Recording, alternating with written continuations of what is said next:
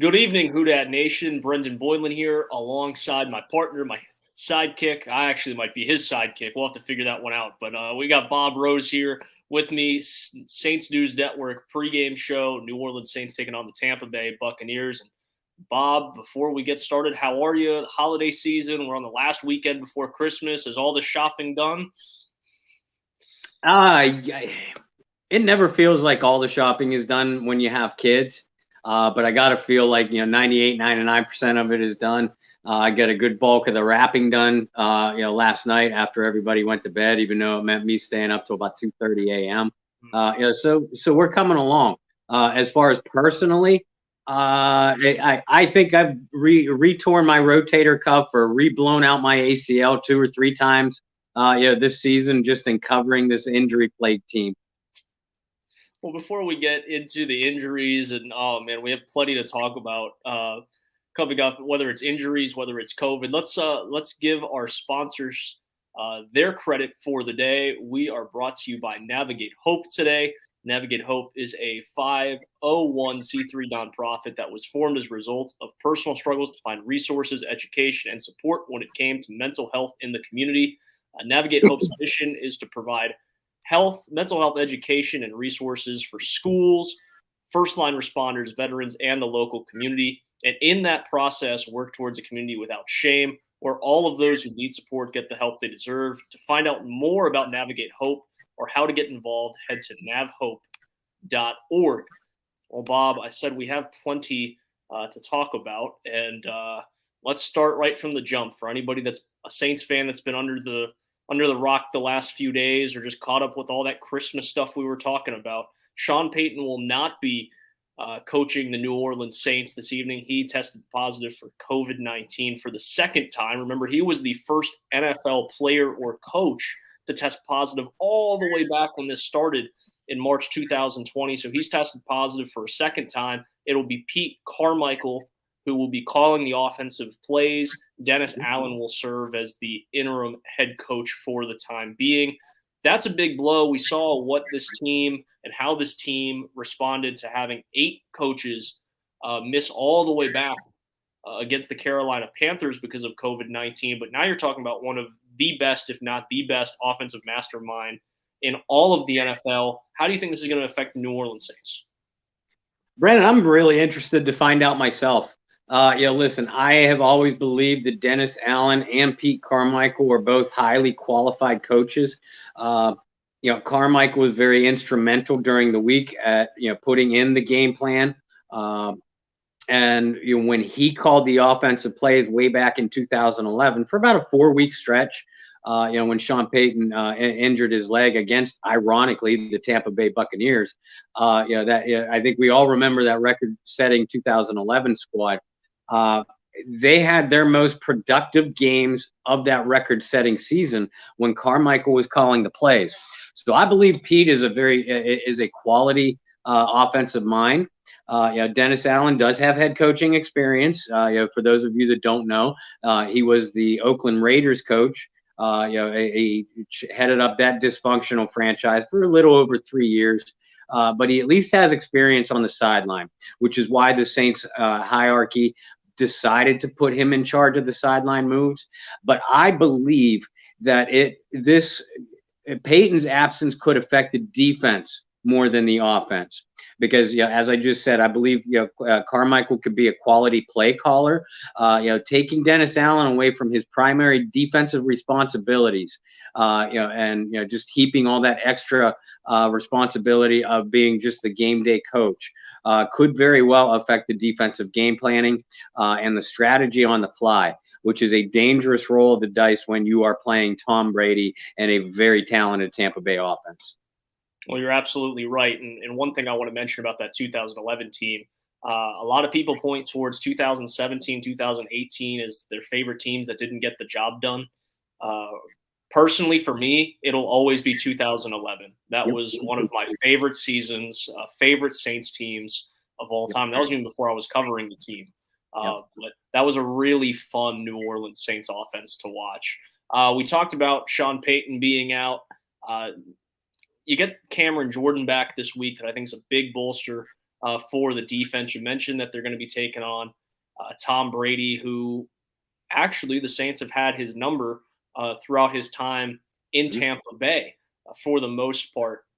This is a little bit of a different scenario. You're talking about a Bucs team that's a win away from clinching the NFC South, be the first NFC South winner that's not the New Orleans Saints in 4 years. And you're talking about a Saints team where I think just about any other year you have this record, you're at this point in the season, and you're not anywhere close to talking about, playoffs. Are you kidding me? Playoffs. But that's where they are. They're in the middle of a playoff hunt. And looking at other teams and looking at their schedules moving forward, if the Saints somehow knock off Tampa Bay, then they get Miami, then they get Carolina and Atlanta. Those division games, extremely difficult. It doesn't matter what your record is, what their record is. That's just the way it goes in the NFL. But I look at that schedule compared to some of the other teams, the Washingtons, the Minnesotas. Obviously, Atlanta's ahead of you, and you still have to play them. New Orleans is in a good spot, and an even better spot if they beat Tampa Bay. How do they even begin to do that, Bob?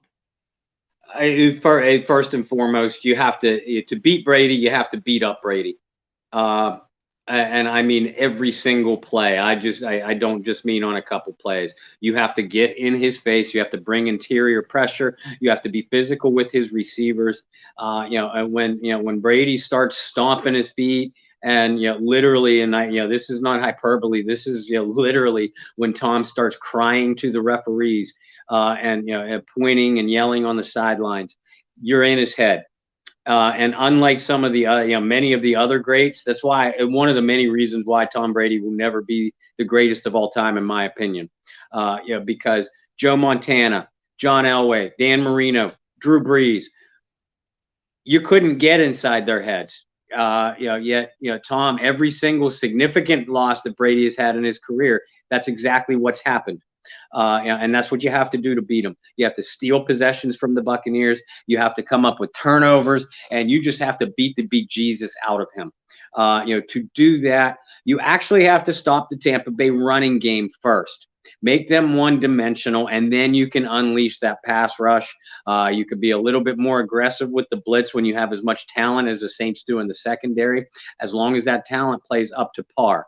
And if it does, that's your recipe for success. On offense, you just have to be patient. You take the opportunities when they're given to you. Tampa Bay is vulnerable against the pass, but let's be honest, this is not a New Orleans Saints offense that's going to beat anybody with the passing game, but you have to make plays when plays are there. Well, let's stick with the defensive side of the ball. I said the Saints get Cameron Jordan back. They're going to have their hands full with what you said. It's just a very talented group offensively. It said stop the run. Leonard Fournette's coming off a season high in rushing yards last week. You look at Mike Evans and Marshawn Lattimore. That's pay-per-view television every matchup. Really going to enjoy watching that. I know most of Who Dat Nation enjoys that as well. Chris Godwin, who's been a thorn in the side for the New Orleans Saints over the years. Who's going to cover him? Is it going to be Roby? Is it going to be a Debo? And then, the X factor that I highlighted this week was Rob Gronkowski.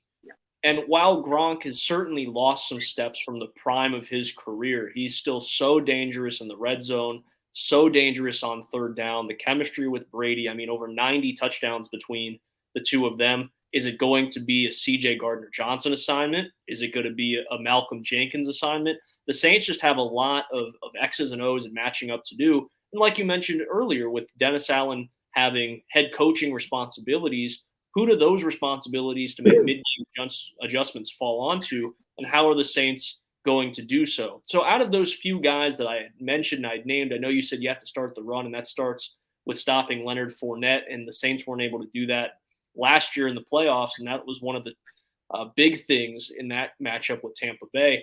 Yep. Who are you looking at to being a game changer for Tampa Bay, and how do the Saints shut that player down? First you have to start with the wide receiving core. And even though Lattimore has literally owned Evans in 8 meetings against each other throughout their career, Lattimore has to come up big again.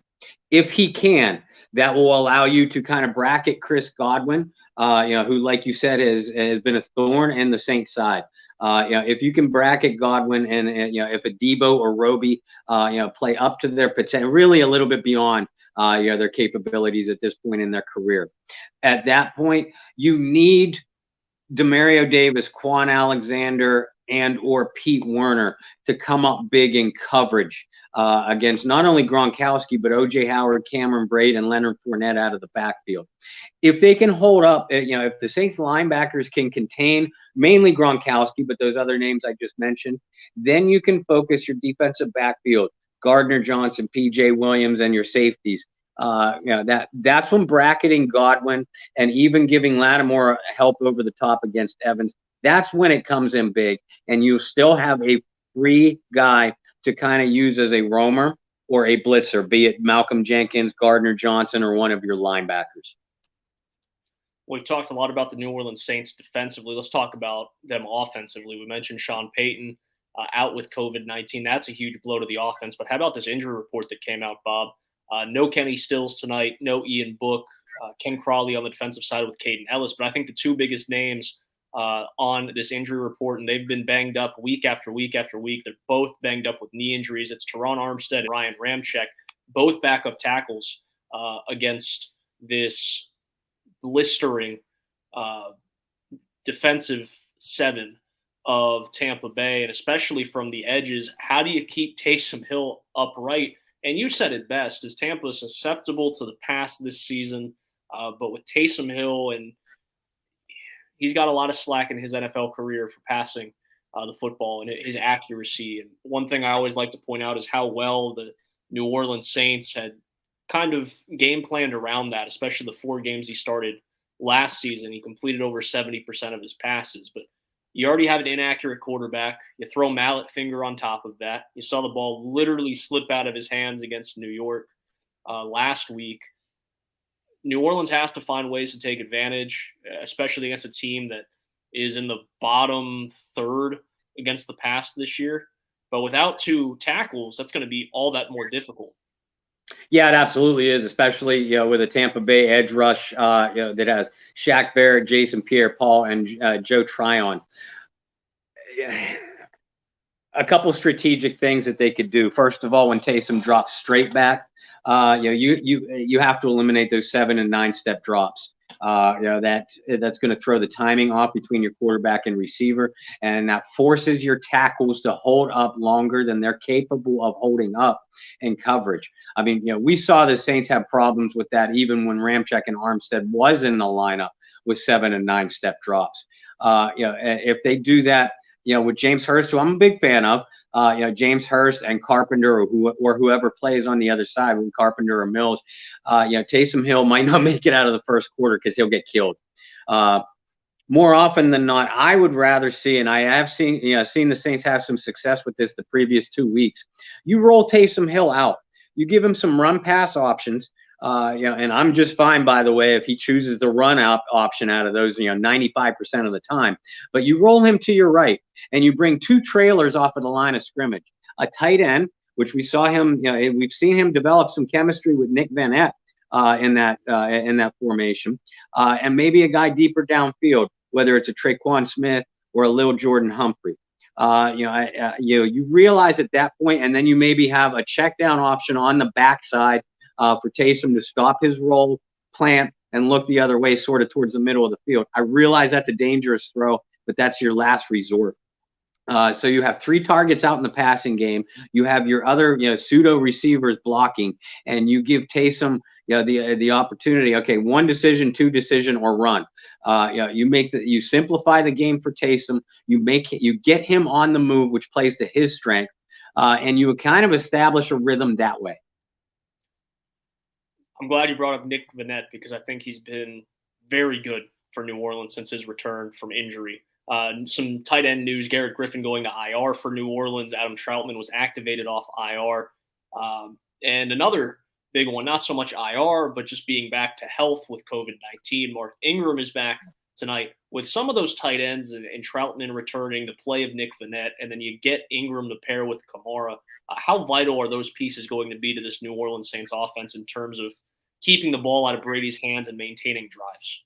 Oh, very vital. I mean, we talked about how you can be successful with Taysom in the passing game, but this New Orleans Saints team is going to win or lose offensively via the running game. Kamara having Ingram back is huge, and he has had some nice games. Him and Kamara both have had some nice games against the Buccaneers throughout their career. And of course, you rely on, again, the athleticism of Taysom Hill. That's his strength, not his ability to throw the ball, and certainly not his accuracy. You rely on his legs. One thing to keep in mind, that even though Tampa literally has a fearsome front seven, their inactive report, Antoine Winfield, Jamal Dean, and Richard Sherman, none of whom are going to play tonight. Again, that doesn't mean that the Saints should open up the playbook offensively and just go at Tampa Bay through the air. But if you get some targets back, and Troutman was starting to play a little bit better before his injury. Traquan has been playing decent football the last couple of weeks. Antoine Winfield is one of the best safeties in the game. Richard Sherman has all that experience. And Jamel Dean is arguably Tampa Bay's most consistent cornerback this year. Those guys being down, if you're in a close game, that might allow your receivers the opportunity to make some plays down the stretch of this game. We'll see what the New Orleans Saints have. We talked about Carmichael, and we talked about that success in 2011, particularly when he was calling plays. This isn't the same team as the 2011. The talent is quite not the same. You don't have Drew Brees at quarterback. What do you expect from Pete Carmichael in this game and making some adjustments and really tailoring this thing for Taysom Hill to be successful? I know you said the rollout, but mentioning some of those guys being inactive for Tampa Bay, do you see the Saints go and maybe allow Taysom to throw the ball a little bit more than he did last week? If his hand is okay, and obviously the weather in Tampa Bay is going to be much, much warmer than what Taysom had to deal with in New York last week, and that could be big. When you're talking about a bone injury, anybody who's had one and it's in cold weather for any period of time, whether athletically or not, I don't have to tell you how much that thing aches. So instead of going into medical Bob mode, I'll just drop the mic at that.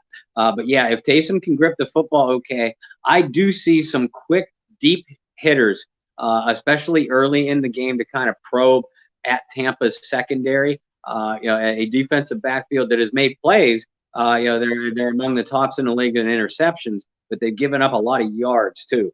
If you can hit on some plays or at least establish that threat that, okay, my quarterback can throw the ball down the field, that's going to loosen up some things in the running game. And if you loosen up some space for Kamara and Ingram, that plays right into what little strength the Saints have offensively. Our good friend Scoob just wrote into us in the comments last week. He said his key to victory was rush for 500 yards, and I kind of baffled and laughed at that for 250 yards on the ground. The Saints got certainly close last week. I just didn't think they'd do it without Mark Ingram. And this is going to be another game where I think Mark is going to be so vital and so important for the New Orleans Saints offensively. Well, we've talked about the injuries. Bob, I do want to talk about one matchup, and I talked about it a little bit earlier, and that's that matchup between Marshawn Lattimore and Mike Evans. Evans beat Lattimore for a touchdown earlier this season. You had mentioned that Lattimore has really dominated Evans historically in that rivalry. But Lattimore started the year on a high, a guy that I'd even said on our show should have been in the conversation early on for Defensive Player of the Year. Now we've seen a little bit more of the inconsistencies that have nagged Marshawn Lattimore's young NFL career. Which Marshawn Lattimore are we going to get tonight? I think we'll see the all-pro caliber Marshawn Lattimore. He and Evans have legitimate dislike for each other. And that comes out in interviews. We have seen, physical confrontations between the two players every single game they played against each other. I'm sure the respect is there with both players, but I know for a fact that they intensely dislike each other. And anytime Marshawn Lattimore gets emotionally involved into a game, he is going to play well. And that's the kind of Lattimore that I expect. The kind that's held Evans in 7 of their 9 meetings, to 14 receptions for 185 yards. And he's held Lattimore, or he's held Evans to 2 or less catches in 4 of their last 5 individual meetings. That's the kind of guy I think we'll see tonight. Well, it'll be extremely important for the New Orleans Saints this evening. Last thing I want to touch on before we get into some players to watch the X factors and bold predictions is playoffs. Do the New Orleans Saints still have a legitimate chance in your mind to make the playoffs if they come out and play poorly in Tampa Bay tonight, and why? If they lose to Tampa Bay tonight, and I've thought for a number of weeks, I've had this game circled as an L for the Saints. I do still think they have a strong chance at the playoffs.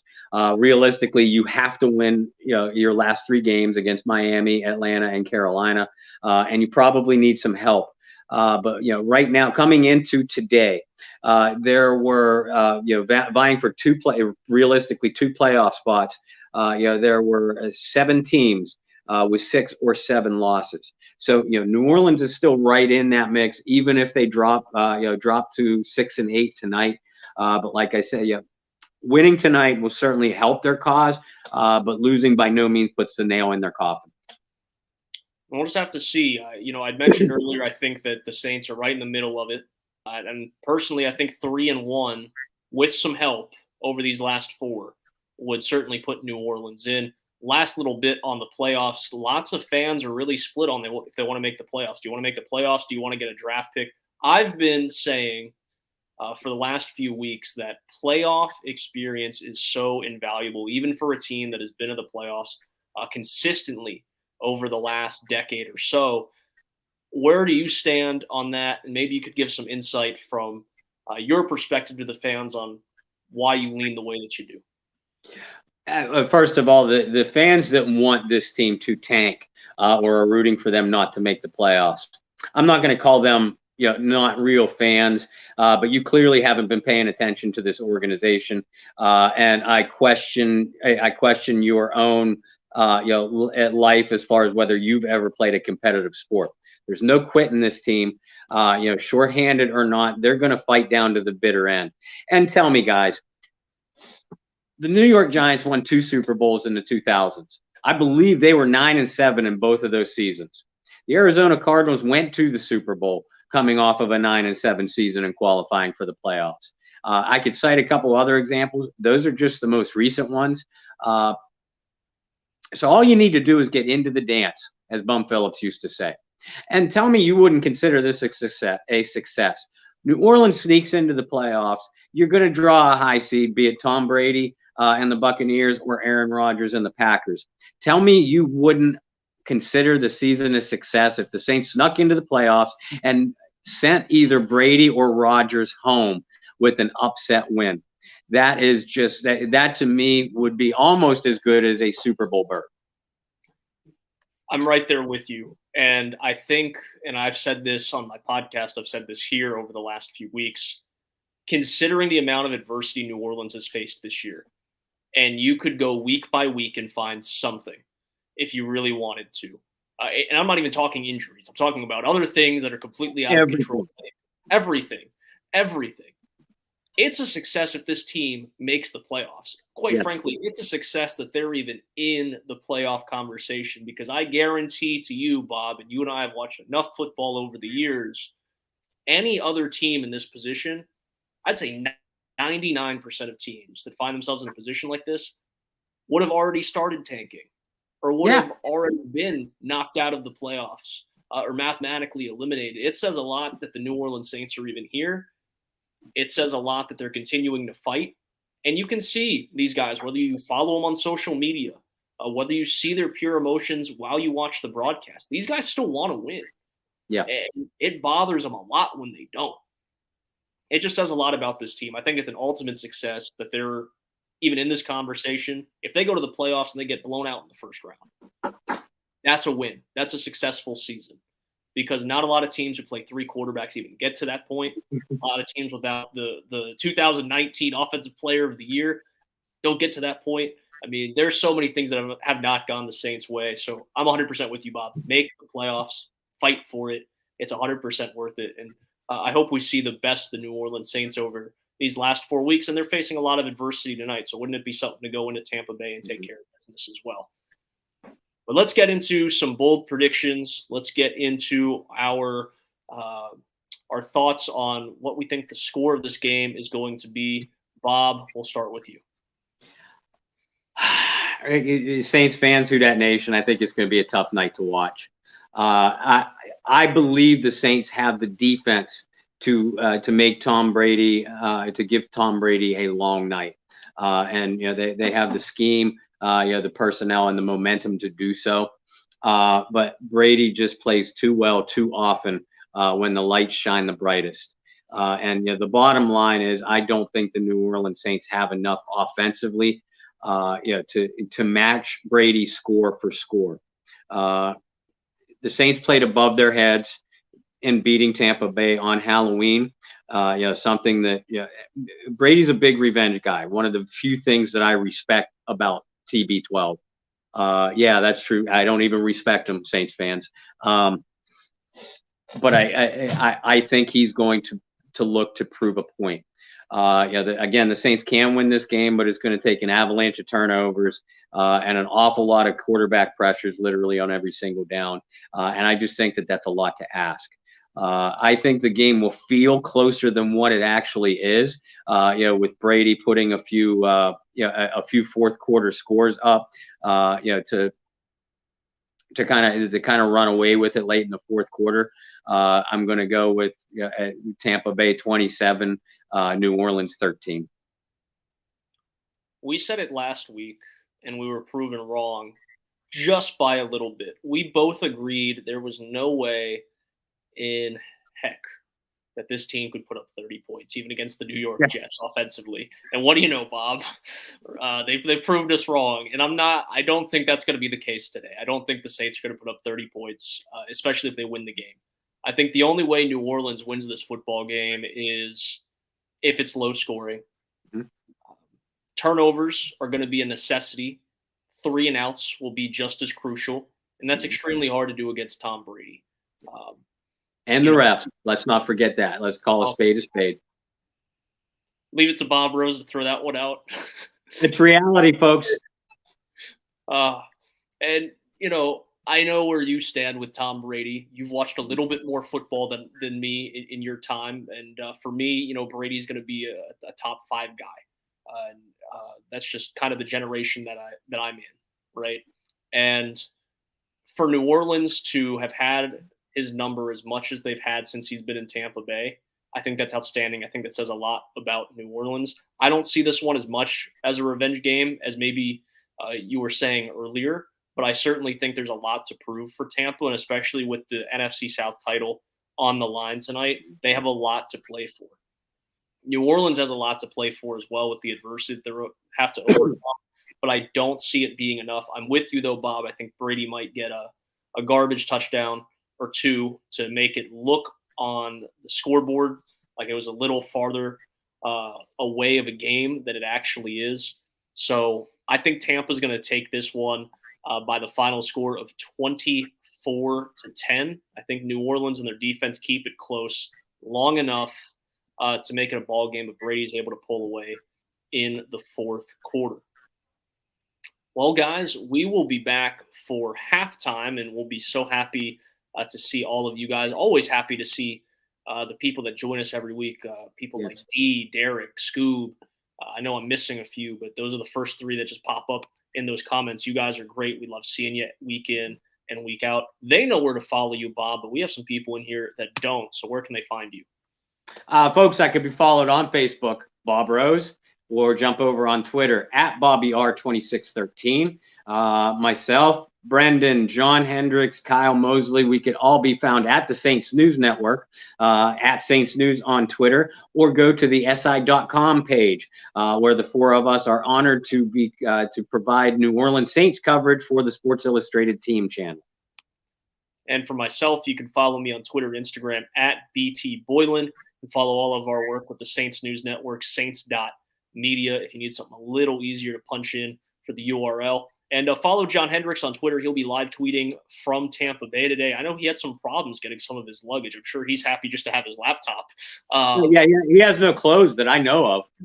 Oh, I didn't know that. Way to drop that bomb on the live. But naked nonetheless, live tweeting from Tampa. How's that? that sounds like a Florida man headline in a newspaper. How about that? I love hanging out with Bob and you guys every pregame. You guys always make it fun. We'll see you guys at halftime, same place, and hopefully with some good news and good tidings for the Christmas season and the New Orleans Saints and the Who Dat Nation. We'll see you guys then. Saints and Bucs coming up on NBC.